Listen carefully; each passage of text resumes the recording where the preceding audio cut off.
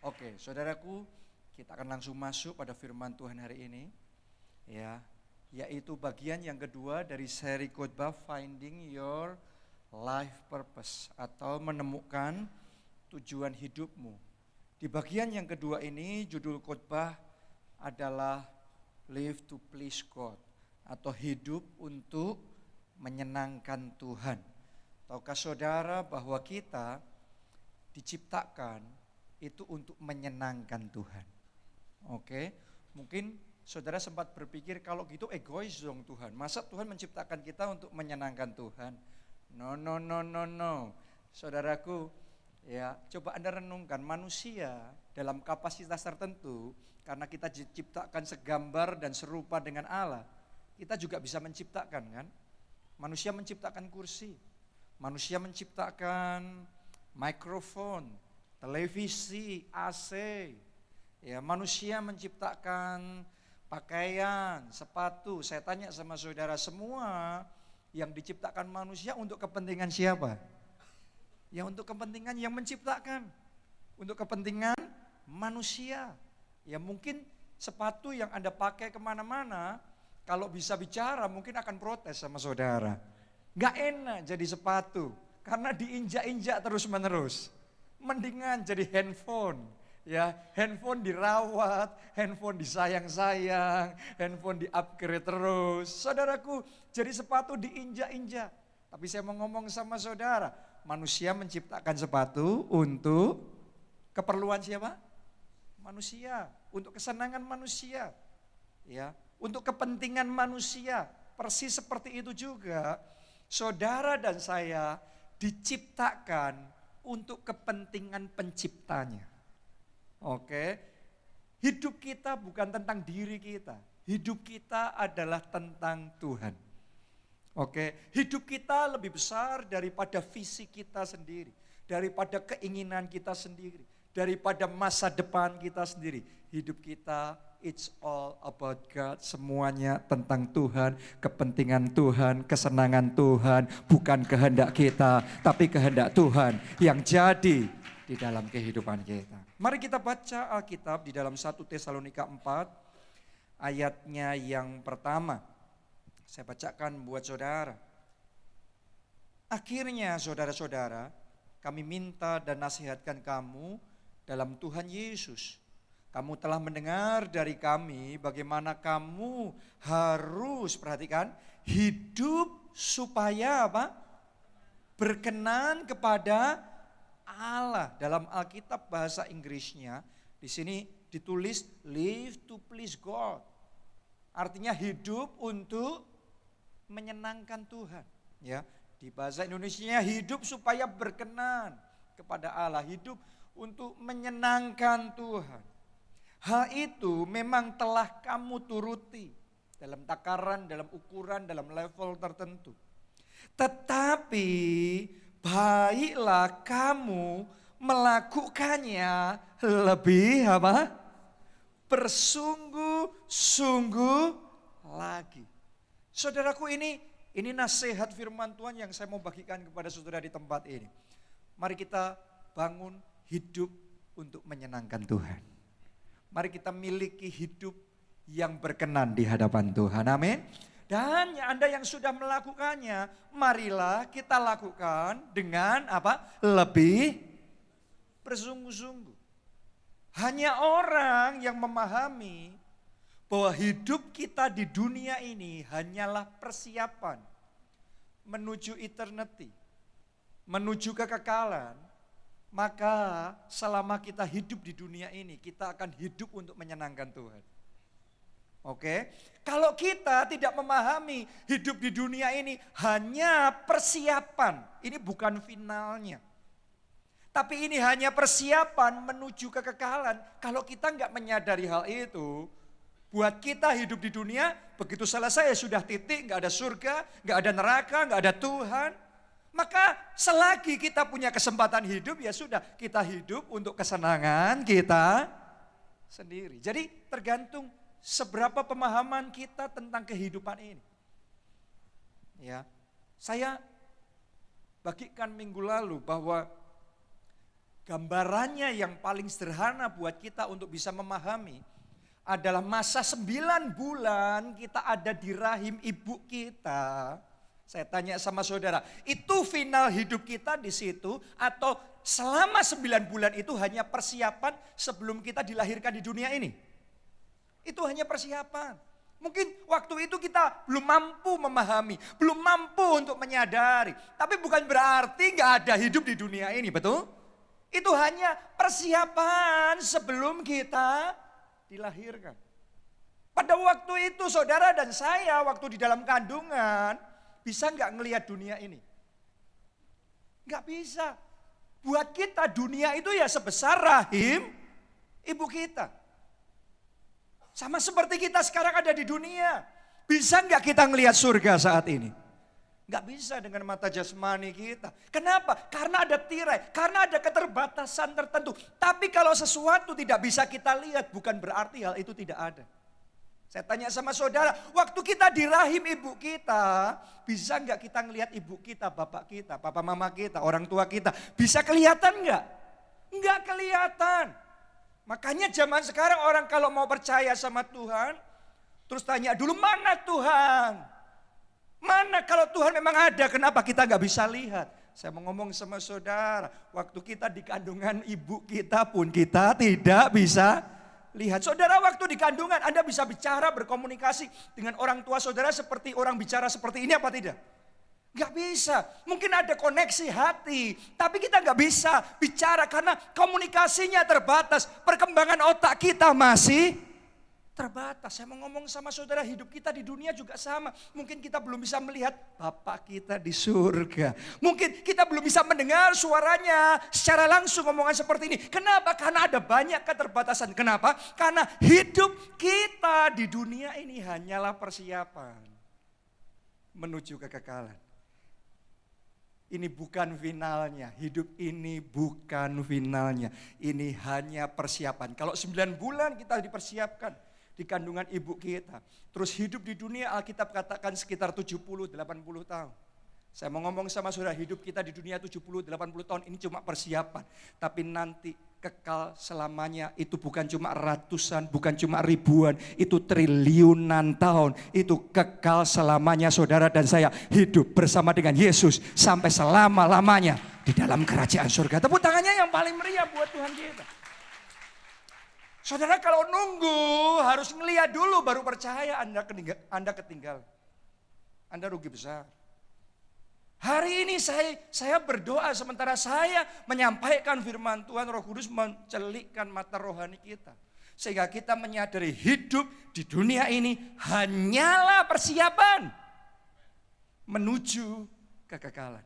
Kalau enggak saudara sadar tentang kebenaran yang satu ini, pasti engkau hidup di dunia untuk kesenanganmu sendiri. Enggak peduli Tuhan senang apa tidak, enggak peduli Tuhan berkenan apa tidak.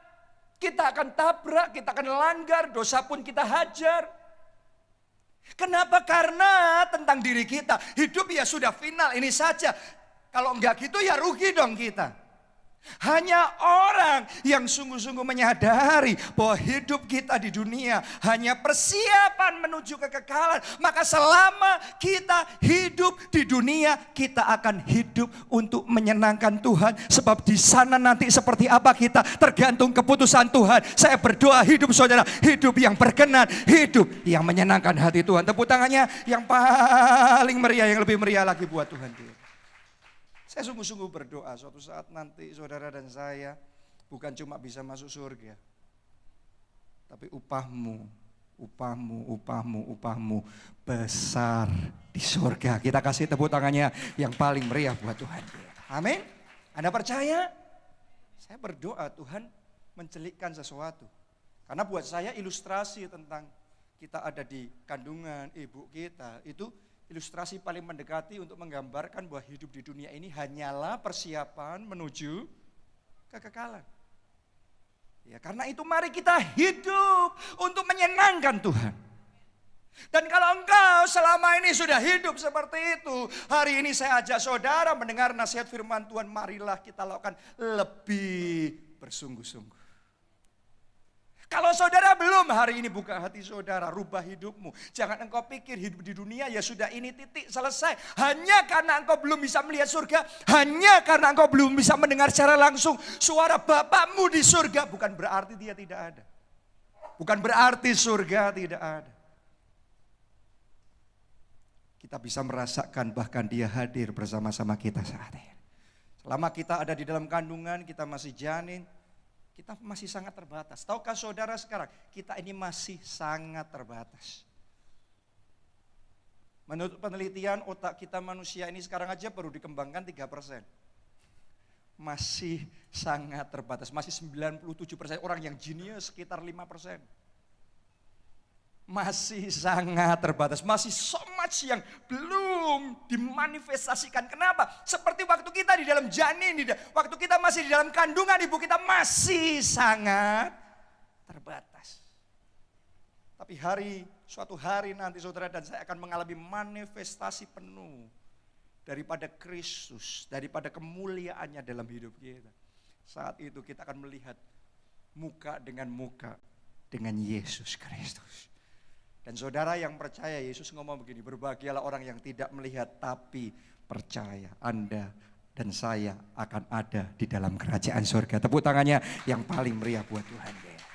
Pertanyaannya sekarang, bagaimana kita bisa menyenangkan Tuhan? Bagaimana kalau hidup kita di dunia ini adalah untuk menyenangkan Tuhan? Bagaimana saudara dan saya bisa menyenangkan Tuhan selagi kita hidup di dunia ini? Yang pertama, ada 3 hal saya mau bagikan. Yang pertama, kita menyenangkan Tuhan dengan suka dekat dengan Tuhan. Sama seperti bapak sama anaknya dekat aja bapaknya sudah happy. Betul? Kedekatan anak sama bapaknya aja sudah membuat bapaknya happy, senang. Tuhan juga. Kalau saudara mendekat sama Tuhan, Tuhan senang.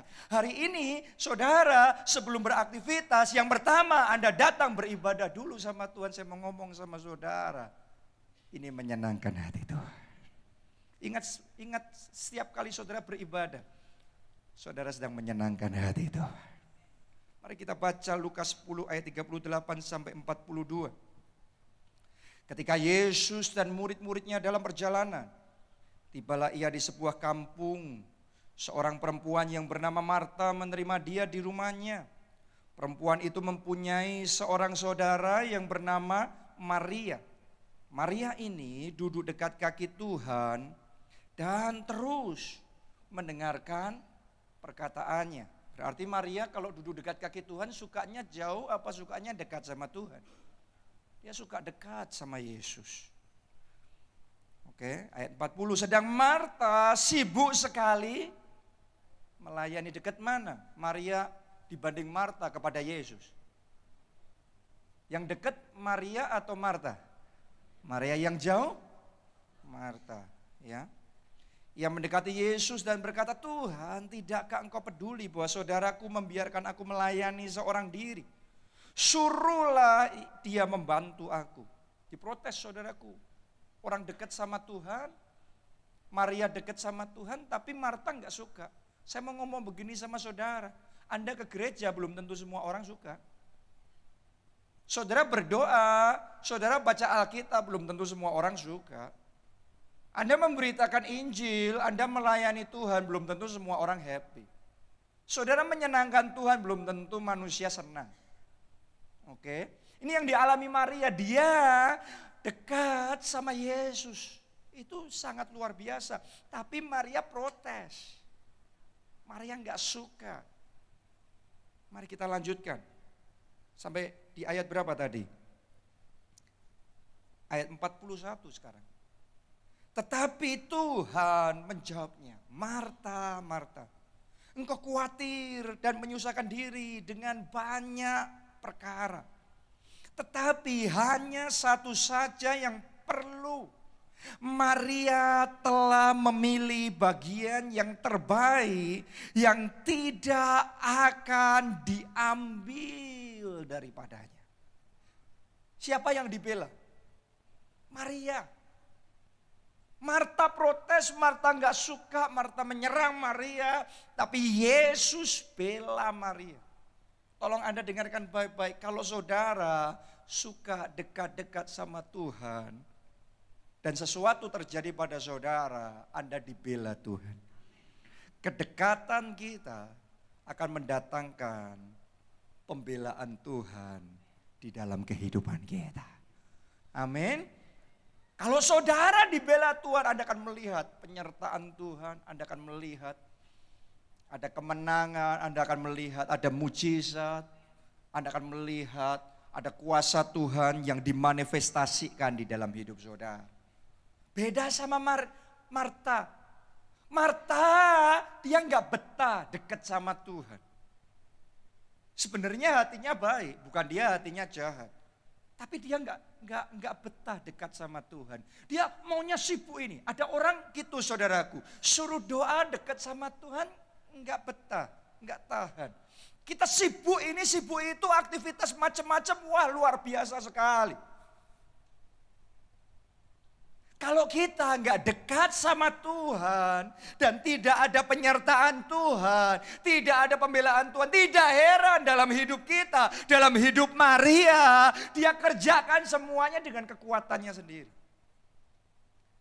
Kalau kita berusaha menghadapi masalah kita, tantangan di dalam hidup kita, dalam pekerjaan kita, dalam keuangan, dalam pelayanan, dalam keluarga, dalam tubuh kesehatan kita. Dengan kekuatan kita sendiri, gak heran kita jadi kering kosong dan kita capek dan kita stres. Ini yang terjadi sama Marta, akibatnya dia jadi uring-uringan. Akibatnya dia protes, dia marah, dia kecewa. Kenapa? Maria gak begini, Maria gak begitu. Dia marah, dia ngomong sama Yesus, suruh Maria melakukan seperti yang aku lakukan. Saya mau ngomong begini sama saudara, kalau kita nggak dekat sama Tuhan, hati kita nggak tenang. Kalau kita nggak dekat sama Tuhan, orang tuh banyak stresnya, banyak frustrasinya, hidupnya letih, lesu, berbeban berat. Saya nggak tahu bagaimana dengan saudara saat ini Anda datang sama Tuhan. Karena mungkin ada di antara kita tanpa sadar dalam hidup kita jalankan hidup ini sibuk dan tenggelam dengan banyak perkara. Seperti Yesus ngomong sama Marta, kamu menyibukkan diri dengan banyak perkara. Jangan-jangan kita juga menyibukkan diri dengan terlalu banyak perkara. Sehingga hidup kita letih sekali. Lesu. Berbeban berat, capek, stres, frustrasi. Rasanya setiap pagi bangun sudah capeknya luar biasa. Kamu menyibukkan diri dengan banyak perkara. Dan tahukah saudara, kadang-kadang kita sibukkan diri dengan banyak perkara. Pada akhirnya untuk siapa? Ada sebagian orang kerja, cari uang untuk siapa?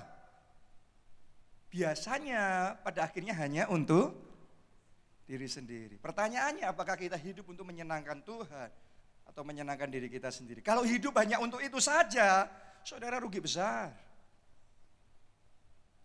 Karena Marta, dia marah, dia protes, dia ngomong sama Yesus. Tapi enggak dibela Yesus. Berapa banyak orang doa tapi tidak melihat ada jawaban doa, ada penyertaan Tuhan, ada pembelaan Tuhan dalam hidupnya. Pertanyaannya saya kepada saudara, apakah engkau mendekat kepada Tuhan? Apakah engkau suka dekat-dekat dengan Tuhan? Karena yang saya tahu, orang yang suka dekat-dekat sama Tuhan, ada pembelaan Tuhan dalam hidup. Saya perhatikan dalam hidup saya sendiri, saya belajar saudaraku, saya belajar dan hari demi hari terus masih bertumbuh. Setiap kali ada masalah, setiap kali ada orang menyerang saya. Dulu biasanya saya emosi, saya jengkel, saya marah, saya bela diri saya. Dan saya perhatikan, setiap kali saya bela diri saya, walaupun mungkin saya benar sekalipun, tapi Tuhan diam. Karena saya bela diri sendiri. Sampai di titik tertentu saya mulai belajar.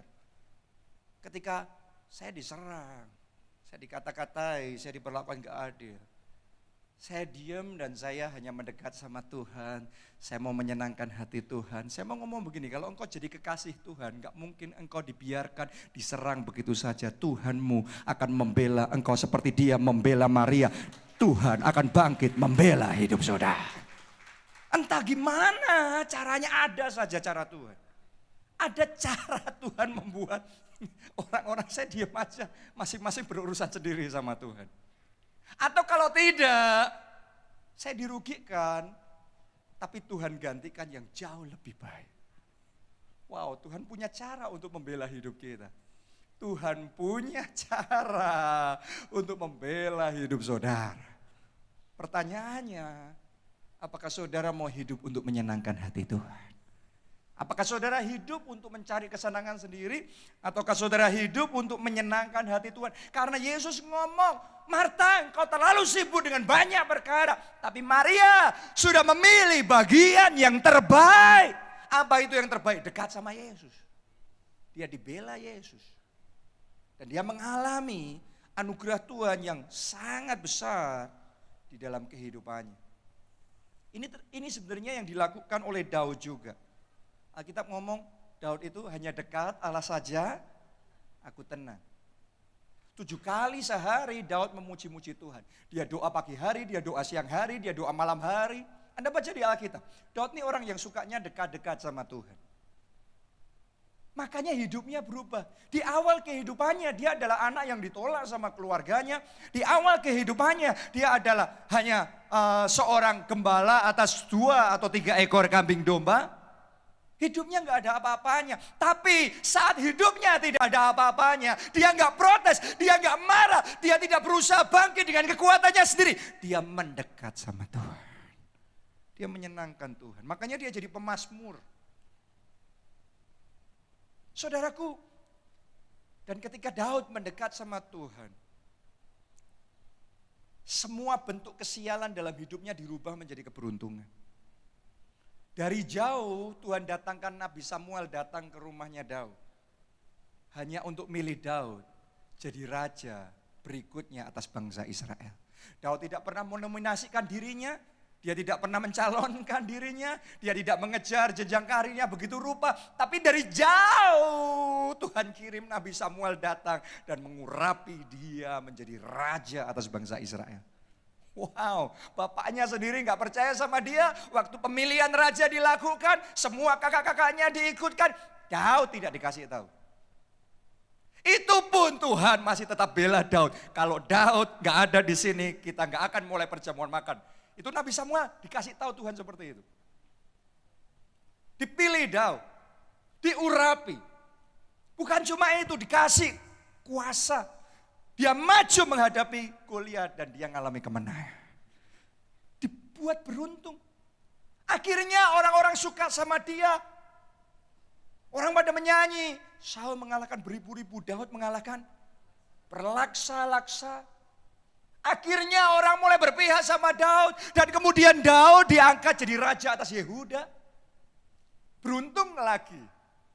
Setelah itu Daud diangkat jadi raja atas seluruh bangsa Israel. Beruntung lagi. Terus kemanapun dia maju berperang. Menang dan menang dan menang. Beruntung lagi. Ternyata orang kalau dekat sama Tuhan ada pembelaan Tuhan yang luar biasa dalam hidupnya. Saya berdoa mulai hari ini kedekatan saudara sama Tuhan tambah hari tambah intim, tambah hari tambah indah dan Anda akan melihat pembelaan Tuhan nyata dalam hidup saudara. Saya melihat ini dalam hidup Pak Obaja juga saudaraku. Dia waktu masih remaja, saudara sebagian sudah dengar kisahnya, dia ngalami rambutnya rontok, dia ngalami minder, dia jadi anak remaja yang minder, memandang gak punya masa depan. Tapi dia jumpa sama Yesus, Tuhan sembuhkan. Dia berpikir dia gak bisa punya keluarga, tapi luar biasa saja dia jumpa sama Yesus, dia dekat sama Tuhan, dia hidupnya hanya untuk Tuhan. Semua bentuk kesialan dalam hidupnya dirubah jadi keberuntungan. Dia bangun keluarga, dia punya keluarga bahagia. Dia jadi pengusaha pada waktu itu. Jadi pengusaha pun sukses. Tuhan panggil jadi hamba Tuhan, disertai Tuhan bisa jadi berkat. Dan di masa tuanya gak meredup. Sinarnya tambah terang. Menyinarkan kemuliaan Tuhan. Kalau saudara dibela sama Tuhan, Anda tidak akan meredup. Anda akan dibuat semakin terang, bersinar. Karena ada kemuliaan Tuhan yang terbit atas hidup saudara. Tepuk tangannya boleh yang lebih meriah lagi buat Tuhan kita. Amin. Jadi itu yang pertama, saya ajak saudara yang mungkin sekian waktu ini susah untuk dekat sama Tuhan, susah untuk berdoa. Anda pikirkan lagi hidup saudara. Apakah hidup saudara hanya untuk di dunia ini dan saudara harus melakukan semuanya itu? Atau saudara benar-benar menyadari hidup ini, di dunia ini hanya persiapan menuju kekekalan. Kalau saudara menyadari satu kebenaran itu saja, nanti prioritas saudara berubah semua. Nanti yang tadinya sekarang Anda nggak punya waktu buat Tuhan, saudara akan buat ada waktu, banyak waktu buat Tuhan. Anda yang merasa terlalu sibuk untuk berdoa, saudara akan sangat punya waktu untuk mendekat sama Tuhan. Marta selalu merasa terlalu sibuk, tapi Maria selalu punya waktu buat Tuhan. Apa yang membedakan? Prioritas di hatinya. Dan prioritas di hati saudara tergantung apakah saudara menyadari apa tidak. Hidup kita di dunia hanya persiapan. Hanya persiapan menuju kekekalan. Apa yang sudah lakukan? Anda mempersiapkan untuk kekekalan atau Anda hanya menimbun untuk di dunia? Sama seperti saudara main monopoli. Wah, saudara menang. Happy enggak kalau main menang? Happy, wah dapat uang banyak. Wah bisa beli tanah di mana-mana. Wah bisa bangun rumah dan hotel. Bangga enggak? Bangga. Tapi coba, berapapun banyaknya uang monopoli yang saudara punya, terus kemudian saudara pergi ke restoran di bawah sana, Anda beli makan dan kemudian Anda bayar pakai uang monopoli, laku apa enggak saudaraku? Zero, nothing. Sama seperti itu di dunia ini, Anda kumpulkan semuanya, nanti suatu hari kita tinggalkan dunia ini, semua harta di dunia ini zero, nothing, nothing. Tidak ada artinya apa-apa. Pertanyaannya, lebih baik kita kumpulkan yang mana? Uang monopoli atau uang sesungguhnya? Uang sesungguhnya. Pertanyaannya, lebih baik mana? Harta di dunia atau harta di surga? Tergantung. Kalau saudara berpikir untuk hidup di dunia saja, ya pasti jawabannya harta di dunia. Tapi kalau saudara menyadari hanya persiapan menuju kekekalan, Anda akan punya pemikiran yang berbeda. Saya berdoa pikiran kita dibaharui hari demi hari oleh firman Tuhan. Ada pikiran Kristus dalam pikiran kita. Tepuk tangannya boleh yang paling meriah buat Tuhan. Amin. Yang kedua, bagaimana kita menyenangkan Tuhan? Yang kedua, berani berkorban besar bagi Tuhan. Berani korban. Berani korban. Saudara mau menyenangkan Yesus? Pertanyaannya, berani enggak korban buat Yesus? Kalau saudara secara pribadi ada orang yang buat saudara berani korban, berani mati-matian, saya yakin buat orang itu saudara pasti berbeda. Tuhan juga sama. Mari kita baca Markus 14 ayat 3 sampai ayat yang ke-9. Ketika Yesus berada di Betania di rumah Simon si kusta dan sedang duduk makan, datanglah seorang perempuan. Perempuan ini Maria, saudaraku. Ya. Dan orang banyak percaya Maria yang sama yang kita baca di kisah ini adalah Maria yang sama yang kita tadi sebelumnya baca. Oke, jadi ini bicara tentang perempuan yang sama, Maria yang sama. Oke. Membawa suatu buli-buli pualam berisi minyak narwastu murni yang mahal harganya. Setelah dipecahkannya leher buli-buli itu, dicurahkannya minyak itu ke atas kepala Yesus. Ada orang yang menjadi gusar dan berkata seorang kepada yang lain, untuk apa pemborosan minyak narwastu ini? Dengarkan baik-baik, selalu ada perbedaan perspektif antara orang yang melihat hidup di dunia, ya sudah ini finalnya, sama orang yang memandang ini hanya persiapan menuju kekekalan. Buat Yudas Iskariot, ini yang protes nih Yudas nih. Oke, buat Yudas dia nganggap yang dilakuin Maria itu adalah apa tadi? Pemborosan. Jadi Maria korban buat Yesus, tapi itu adalah pemborosan. Memang view-nya lain. Memang pandangannya nggak bisa ketemu, tidak bisa ketemu. Kenapa? Karena cara memandang hidupnya berbeda, makanya nggak pernah ketemu. Oke, kita lanjutkan. Sebab minyak ini dapat dijual 300 dinar lebih dan uangnya dapat diberikan kepada orang-orang miskin. Lalu mereka memarahi perempuan itu. Anda kalau mau menyenangkan Tuhan, Anda kalau mau korban buat Tuhan, kadang-kadang bukan dapatnya dipuji orang, kadang-kadang malah dimarahin orang. Dianggap salah sama orang lain. Kita mau tuangkan narwastu kita yang paling baik buat Yesus, belum tentu orang suka. Belum tentu orang happy dengan yang engkau lakukan. Oke, sebagian orang akan menyalahkan saudara, anggap sok rohani, gak usah terlalu ekstrim dan lain sebagainya. Ini yang terjadi sama Maria. Dia lakukan buat Yesus tapi dia dimarahin. Mereka memarahi. Orang banyak itu memarahi. Murid-murid Yesus yang lain yang belum memahami memarahi perempuan ini, Maria. Lanjutkan lagi. Ayat berapa sekarang? 6. Tetapi Yesus berkata, biarkanlah dia. Mengapa kamu menyusahkan dia? Ia telah melakukan suatu perbuatan yang baik padaku. Karena orang-orang miskin selalu ada padamu dan kamu dapat menolong mereka bila mana kamu menghendakinya. Tetapi aku tidak akan selalu bersama-sama kamu. Ia telah melakukan apa yang dapat dilakukannya. Tubuhku telah diminyakinya sebagai persiapan untuk penguburanku. Aku berkata kepadamu, sesungguhnya di mana saja Injil diberitakan di seluruh dunia, apa yang dilakukannya ini akan disebut juga untuk mengingat dia. Saudaraku, rasakan gak ada kesamaan kisah yang kita baca ini dengan kisah yang tadi? Dua-duanya Maria dipersalahkan. Dua-duanya Maria dibela Yesus. Maria dibela Yesus gak cuma sekali. Ada orang dalam hidupnya dulu pernah ditolong Tuhan. Dulu pernah dibela Tuhan. Ada bedanya dulu pernah dan terus menerus dibela sama Tuhan. Itu Maria. Itu Maria. Doa saya Anda bukan cuma pernah. Doa saya setiap saat ada pembelaan, setiap saat ada penyertaan Tuhan, setiap saat ada kuasa Tuhan yang nyata di dalam hidup saudara. Amin.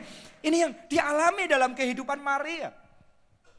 Dan rahasianya adalah Maria adalah orang yang berani korban. Berani korban. Berani korban bagi Yesus. Ditulis di sana itu minyak harga sekitar 300 dinar. Itu zaman itu upah 1 tahun kerja.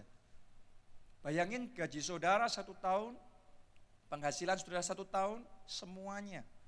Itu narwastu yang Maria pecahkan bagi Yesus. Karena penghasilan setiap orang berbeda-beda. Jadi kalau kita berpikir yang dilakukan Maria pada waktu itu, saudara berpikir aja masing-masing dalam konteks kita sendiri-sendiri 1 tahun penuh penghasilan kita. Dan untuk ngumpulin 1 tahun, bukan butuh 1 tahun loh saudaraku. Karena Anda punya penghasilan, Anda butuh untuk biaya hidup, Anda butuh macam-macam ini itu. Dan sisanya Anda kumpulkan, setelah itu kumpul 1 tahun.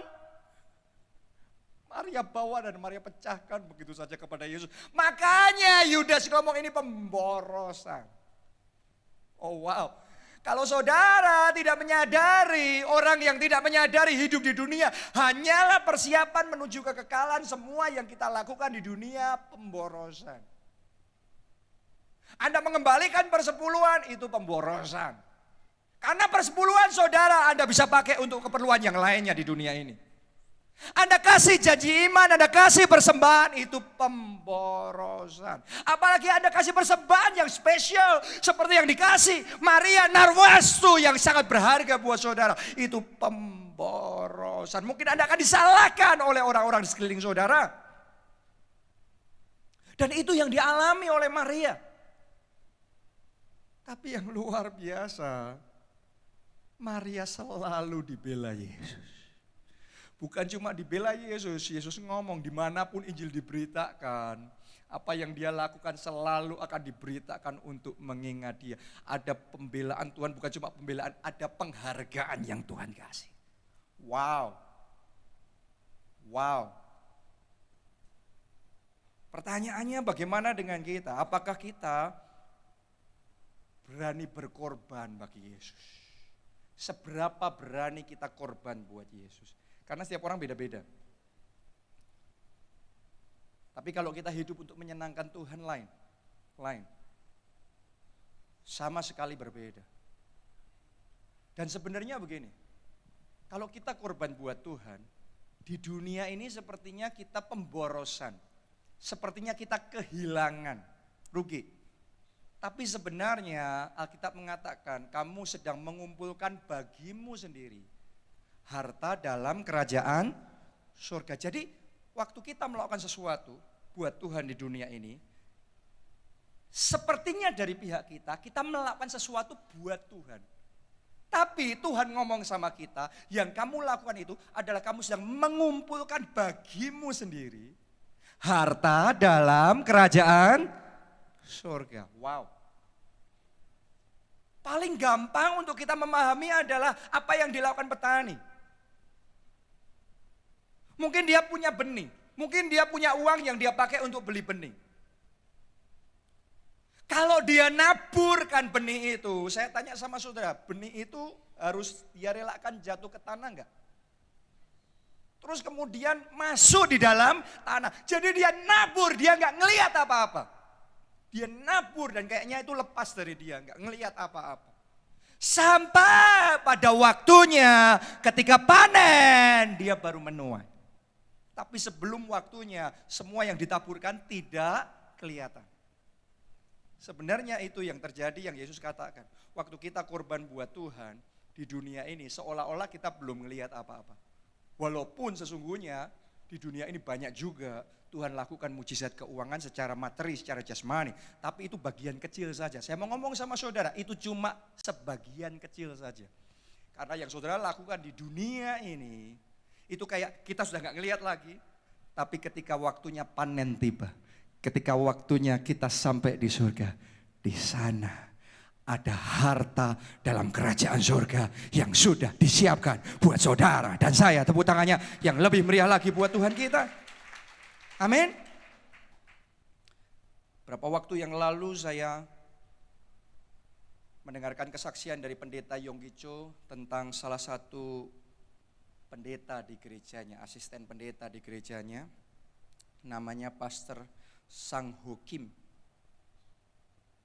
Istrinya meninggal dunia, anaknya sedih sekali, nangis saudaraku, dia juga sedih sekali. 5 hari kemudian dia kena serangan jantung dan dia mati. Waktu pendeta Yonggi Cho dikasih kabar seperti itu, dia segera mempersiapkan semuanya, upacara penghiburan, pelayanan kematian dan lain sebagainya. Tapi yang heran, sesuatu terjadi. Ketika upacara semua dilakukan, ibadah semuanya dilakukan, sebelum mayatnya tutup peti, ya, dilakukan tutup peti, tiba-tiba saja di tengah ibadah itu, pendeta yang mati ini bangkit kembali. Itu semua pendeta hamba Tuhan, semua yang datang, lari semuanya dari luar ruangan. Ketakutan saudaraku. Mereka pikir mereka ngelihat hantu. Karena orang yang mati ini sudah beberapa hari, mau tutup peti, tapi hidup kembali. Wah, itu geger. Sampai di luar, semuanya jaga-jaga nih.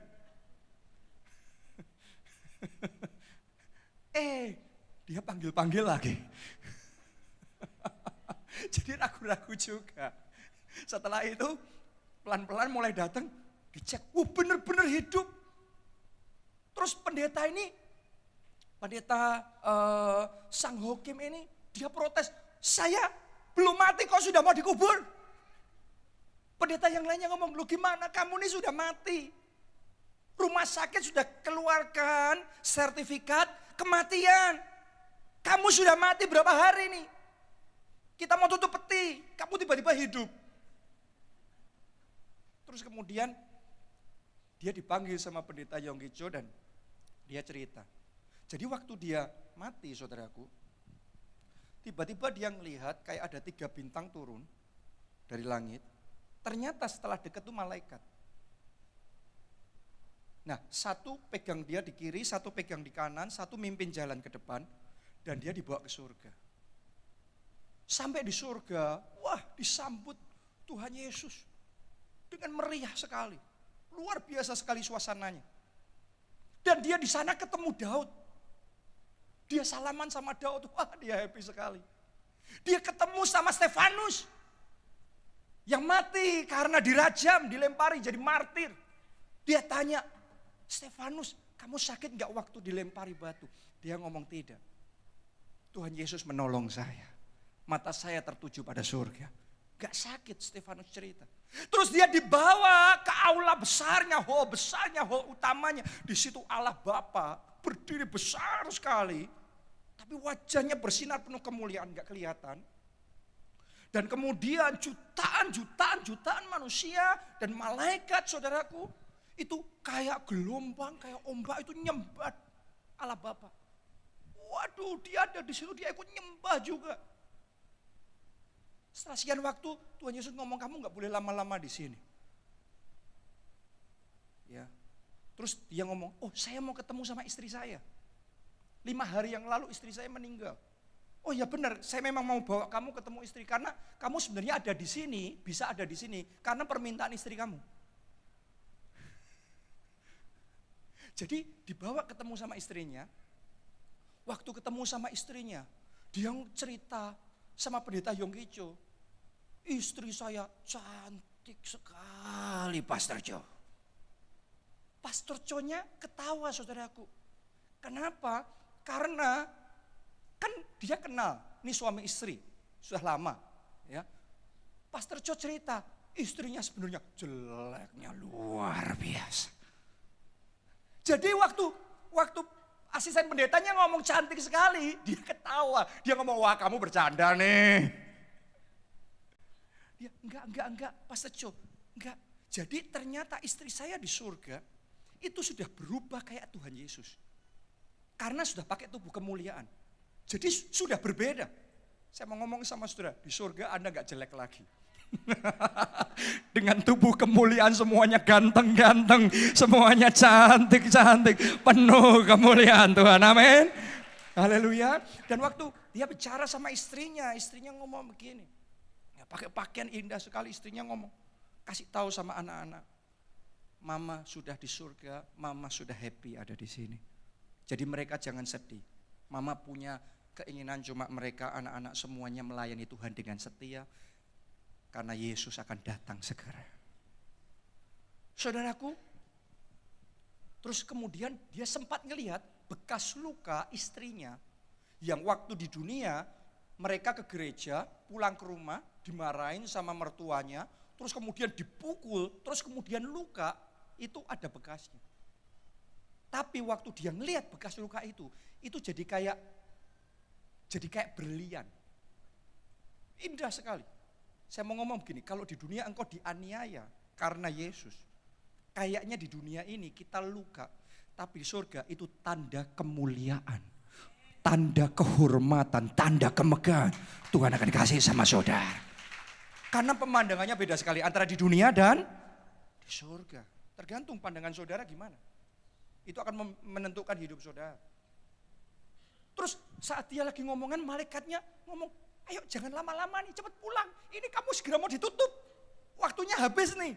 Kalau ditutup nanti kamu gak punya tempat lagi balik ke dunia. Tutup peti maksudnya. Ya. Jadi sementara dia mau dibawa jalan, saudaraku. Kemudian Abraham lari-lari. Tunggu. Ya. Dia pikir selama ini Abraham itu tua. Karena gambaran bapak Abraham itu orang tua. Tapi ternyata di sana Abraham sudah muda lagi. Karena tubuh kemuliaan, kekal selamanya.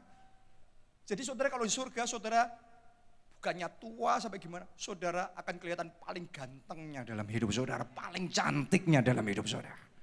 Amin, haleluya. Dan Abraham ngomong, beritakan sama dunia, suruh bersaksi apa yang dialami ini. Akhirnya malaikatnya langsung, ya sudah selesai, bawa ke dunia, turun balik saudaraku. Terus kemudian sampai di tempat, di ruangan di mana pemakaman itu mau dilakukan, mau tutup peti, langsung ditenggelamkan. Dia balik terus dia hidup kembali. Dan dia hidup untuk memberitakan kesaksian ini. Wow. Saya mau ngomong sama saudara, Anda boleh gak percaya silahkan. Tapi kalau nanti sampai di sana, kita sudah terlambat. Kemarin minggu saya ngomong begini, Saudara kalau di dunia saja, sampainya Anda mau ke Medan atau saudara mau ke Semarang, tidak ditentukan di sananya, tidak ditentukan di sananya, tapi ditentukan di sini Anda ke travel, tiket apa yang Anda beli. Benar? Jadi tiket apa yang Anda beli di sini, bukan di sana. Kereta apa, pesawat apa yang Anda naik di sini, bukan di sana. Nanti Anda sampai buka mata, kemudian sudah turun dari pesawat, turun dari kereta, Anda sampai di sana. Jadi Anda di Medan atau Anda di Semarang bukan ditentukan di sana. Di sini. Anda di surga atau di neraka tidak ditentukan di sana. Di sini, saya berdoa di sini engkau sudah percaya kepada Yesus menjadi Tuhan dan Juru Selamat di dalam hidup saudara. Ada surga, ada neraka dan di sini. Karena itu orang yang berani korban buat Tuhan. Akan ada kehormatan besar buat saudara, akan ada kemegahan besar, akan ada kemuliaan besar dalam hidup saudara. Itu hidup yang menyenangkan Tuhan. Saya berdoa hidup saudara hidup yang menyenangkan Tuhan. Amin.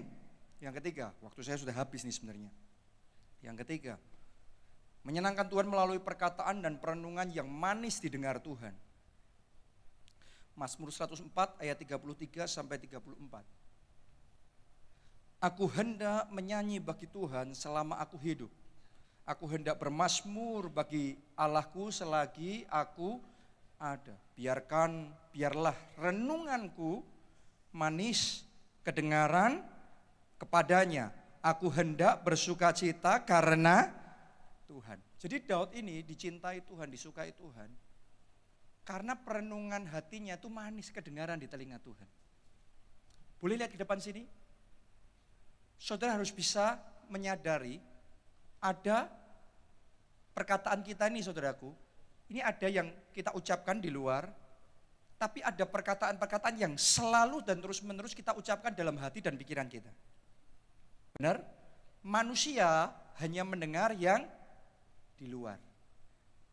Tapi Bapa kita di surga, Yesus Kristus, dengar setiap perkataan yang ada di dalam diri saudara.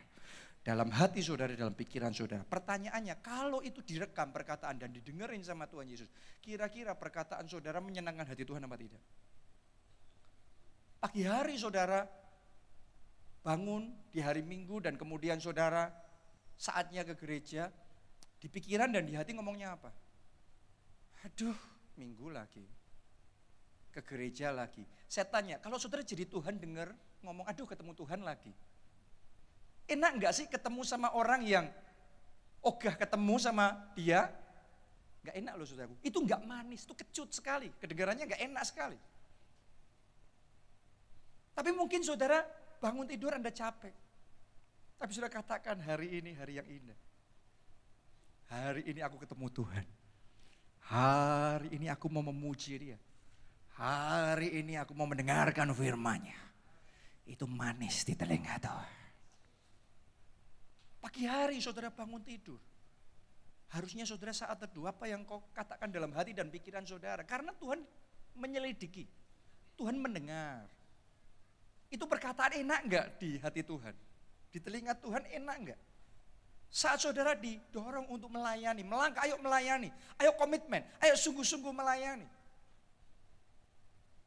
Kita semua ngomong di luar sesuatu, tapi di hati dan di pikiran, Yesus yang dengar. Kedengaran enak enggak sama Tuhan? Buat Tuhan, waktu dia dengar perkataan yang ada di hati dan pikirannya Daud, itu manis. Karena itu Tuhan happy sama Daud. Perenungan yang seperti ini itu yang manis. Ini yang namanya worshiper. Penyembah itu kayak gini. Penyembah itu gaya hidup, penyembah itu bukan nyanyian. Oke, kalau sudah berpikir yang namanya penyembah atau worshiper itu hanya yang berdiri di mimbar saja, Anda salah besar. Berdiri di mimbar tidak membuat saudara penyembah. Saudara menyanyi itu singer. Tapi menyembah itu sikap hati kita sama Tuhan. Saat saudara dalam hatimu, saudara mengagungkan Tuhan, saudara menyembah, perenunganmu manis di telinga Tuhan, itu penyembahan yang naik jadi dupa ukupan yang harum di hadapan Tuhan. Dan itu akan mendatangkan favor Tuhan, anugerah Tuhan, berkat Tuhan ada dalam hidup saudara. Kita hidup untuk menyenangkan Tuhan, bukan untuk kesenangan kita sendiri. Kita hidup untuk kesenangan Tuhan. Kita kasih tepuk tangannya yang paling meriah buat Tuhan. Kita mari bangkit berdiri, datang di hadapan Tuhan.